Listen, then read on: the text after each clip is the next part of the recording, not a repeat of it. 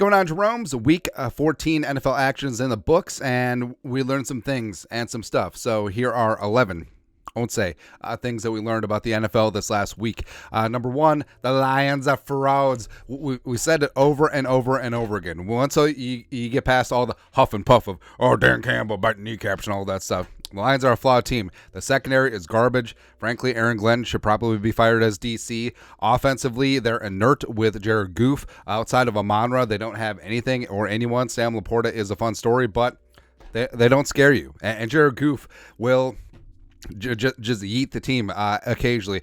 5 interceptions against the Bears in the last 2 games, and they couldn't do anything against Chicago. Hey, maybe it's not so bad losing to the Bears. Actually, it's still really, really bad for the Vikings, but it is what it is. And also the Lions, they should have lost to the Bears a couple of weeks ago, but then the Bears, because they were up by 12 with 4 minutes to go, and they lost by 5. It's ridiculous, man. But, hey, I don't care. I love it because even though the Lions are 2 games ahead of the Vikings in the standings, the Vikings get the Lions twice the rest of the way, and the Lions have to play the Broncos, who actually may not be terrible, and then they visit Dallas, and that's Dallas, week 17. So Lions are going to get exposed. Whoop, wrong one. There we go. So it's fantastic because, hey, you'll notice that all of the Lions fans who were champing at the bits, like, the roar has been restored. All the national media just like completely pleasuring themselves over Detroit. Oh, here we go, Motor City Kitties. It's falling flat, man. It's falling flat. You absolutely love to. I mean, there's a chance that the Lions could lose out. I love it. I love it. Next up, number 2, the Browns are for real. And Kevin Stefanski and company, I thought that he may have been on thin ice coming in, but that defense has been legit, even though they're dealing with a couple of injuries. But beating Jacksonville and the Jacksonville Jaguars, speaking of frauds, the wheels are sort of falling off there. But they beat Jacksonville 31-27 in a really fun, interesting game. Jumping Joe Flacco, 311 and 3 touchdowns, and the Browns were 8-5 while on their 4th starting quarterback, which the Vikings also probably will be doing this week. But the Browns and Stefanski, they've done a great job. And the Browns actually have an outside shot at the 1 seed. Now, a lot of things need to go right for them, but they're certainly competitive. They're certainly getting after it. And I think that they could potentially be a tough out in the playoffs. Also, it's so funny. The Browns social media put out a tweet saying that all Joe Flacco does is win in this building. That's a hilarious unforced error because, of course, Flacco used to play for the Ravens. Number 3, LMAO Jets. So the Jets, yes, they beat the Texans 30-6. CJ Stroud got hurt, but overall, great defensive performance. And Zach Wilson, frankly, played the game of his career. Now, the Jets are 5-8. They have a very minuscule outside shot at the playoffs. Aaron Rodgers talking about coming back, but this would be such a Jets thing, where you get a little bit hot at the end of the season, and now you have to decide, hey, do we keep Rob Salah and Joe Douglas? Do we keep Zach Wilson? Do we do this, that, the other thing? I don't know, bro. I don't know. Like, there's a lot of Jets fans on social media that were very torn on how to feel about that game. I mean, yeah, it's great to beat one of the hotter teams in the league at your place, but I don't know. 34. Rams-Ravens game of the year candidate. Now, I actually didn't even start Cooper Kupp in fantasy.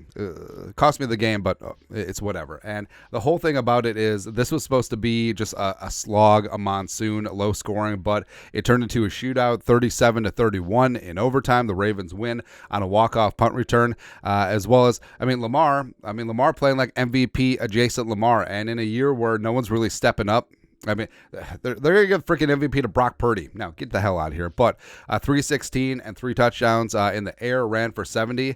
And also, the Rams get knocked down a peg or two, which is fantastic. But if they're able to sneak into the playoffs, because I think the Packers are going to falter, they could be tough because Cooper Kupp is actually getting his head out of his ass. Puka Nacua is legit. Stafford is always gritty. So I don't know, man. Next up, number 5. The Niners are the best team in the NFL. And no, Brock Purdy is not the MVP. If you actually watch a game, hey, congratulations for dinking and dunking your way to victory. You're basically like Jake Browning out there. Yeah, Jake Browning throws Chase a 54-yard screen. Chase the running back. It still counts as a 54-yard bomb. Great. But McCaffrey, Debo, Kittle, it's hard to find a better trident than that, as well as that defense is one of the best in the league. So San Francisco is absolutely going to be tough. But hey, guess what? Hey, remember when the Vikings beat the San Francisco 49ers? Pepperidge Farm remembers. Next up, number 6. It's over for the Chiefs. And they're going to have to hit a hard reset because they're going to lose Chris Jones. And the whole thing is that, hey, you lost to the Bills again at home, 20-17. And this Chiefs offense is very flawed. And yes, you have Mahomes, who's still one of the greatest quarterbacks of all time. But offensively, you're just inept. All the drops all over the place. Kelsey's not the same guy. The defense is extremely suspect. And I think it's over. And you saw cracks in the armor where Mahomes is pissing and moaning about the officiating, like his legacy didn't hinge upon getting a couple favorable calls go his way. Andy Reid completely lambasting officiating as well. It's ridiculous, man. It absolutely is. Plus, Kadarius Toney.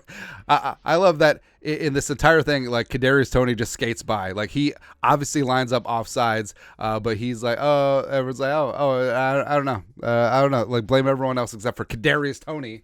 It's great, but I do think that the Chiefs, they're in trouble. The Chiefs certainly are in trouble. This ain't your dad's Chiefs from a couple of years ago. They may have to completely tear things down to rebuild. Next up, number 7, the Eagles are trash. And we said this. This is what's frustrated me the most about week 2 is that the Vikings shoulda, woulda, coulda beat the Eagles. But defensively, they're not the same team as last season, especially in the secondary. And offensively, I mean, show me the really good Jalen Hurts passing game this year. It's been rough, man. But, yeah, 0. Goose egg, D'Angelo Russell, offensive touchdowns against the Cowboys. Hey, why don't you just push your way into the end zone from the Cowboys side of the field? Why don't you do that? And also A.J. Brown pissing and moaning about not getting the ball. The defense in their secondary is terrible. Slay and Bradbury, like Philly fans are ready to revolt. And the Eagles are slipping, they're falling, they can't get up. And the Cowboys are probably going to win the division. And the Eagles are losing grip and losing, I don't know. I mean, Eagles will probably end up as the 5 seed in the NFC, and they could go to the NFC South champions. Maybe the Bucks, maybe it's the Saints, maybe it's the Falcons. Who knows? And I could see them losing. I could, because things are very flawed in Philadelphia. And again, you hate to see it. Number 8, you also hate to see, are the Cowboys actually good? Because I think they might be. So the big knock against the Cowboys was that they lit up really crappy teams, but they struggled against good teams. And as evidenced by the Cowboys losing to Eagles first time around, even though that was more controversial, and just getting pummeled by the Niners, who the Vikings beat, by the way. But the Cowboys, they dump trucked the Eagles 33-13. And I actually still stand 10 toes down that the Cowboys have still not beaten a good team because they just beat the Eagles. Great. But Dak is legit playing at an MVP adjacent level. CD Lamb is looking like one of the best receivers in the game. Brandon Cooks is looking like he's actually going to be something. Ferguson is actually really interesting at tight end. Dan Quinn, the good Dan, DQ, and that defense is looking amazing even without Trevon Diggs. So I do think that the Cowboys could be legit. It could be a problem, and this could be like a throwback to the 90s when it's Dallas and San Francisco vying for the NFC, but really the Vikings. Next up, number 9, the Dolphins are the best bad team or the worst good team, and the Dolphins are very similar to the Bills, and they're kind of similar to the Cowboys in the degrees that they can't do anything against good teams, and they just beat the piss out of bad teams. And McDaniels, for all the sound bites, all the hard knocks, all that, this, that, or the other thing, McDaniels, there's something missing there. I can't put my finger on it, and I think he's a good coach. I don't think that he is this wunderkind that the media makes him out to be. Offensively, I mean, you took away Tyreek Hill, and this offense was completely inept. And you had a very good case that Tyreek is the league MVP this year. And defensively, I mean, how do you let Will Levis score 15 points in 3 minutes?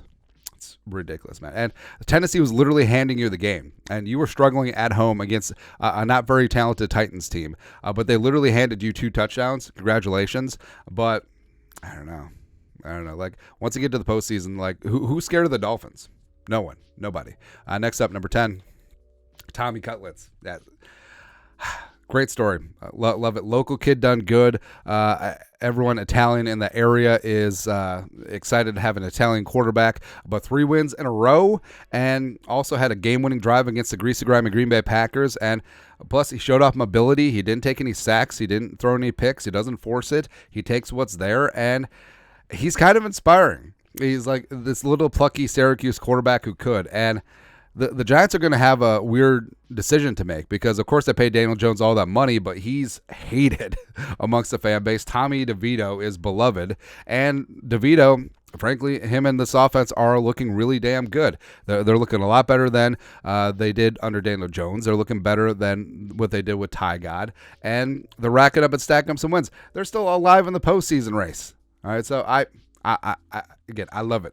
I love the story, and I think DeVito could actually be something there. Lastly, number 11, Jordan Love mania is over. But, hey, please, as a Vikings fan, I'm pleading with the Packers to please give Jordan Love the Daniel Jones 4-year, $160 million deal. Give Jordan Love $40 million per season because he's flawed.